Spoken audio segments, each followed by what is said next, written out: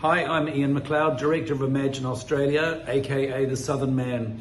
Earlier this week, in a not very secret move, the government has decided to move secondary school teachers off the 2-year work to residency pathway and onto the straight to residence pathway in order to attract, in theory, more teachers to come to New Zealand.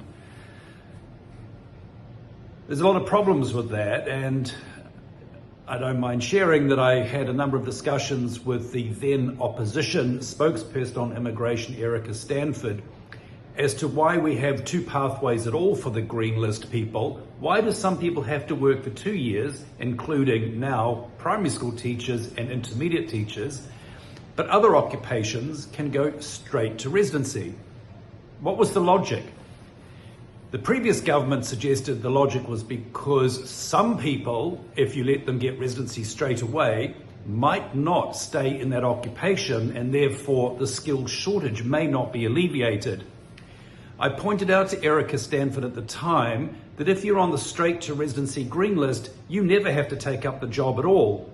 So it's a surprising move in some respects that the government has done this.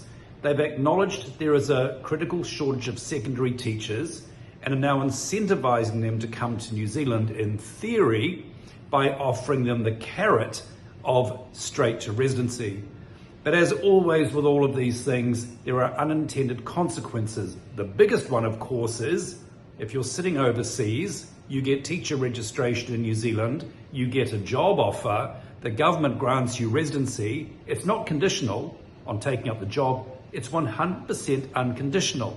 So what it means is you can get to New Zealand, activate your residency at the airport, resign your job the next day, and that school ain't ever going to get a teacher. Now, I'd like to think the majority of teachers are not that cynical, but that is one of the key problems with all occupations that are on the straight to residency green list. This week's blog, I explain all of that and explore it in a little bit more detail. I do hope you enjoy the read.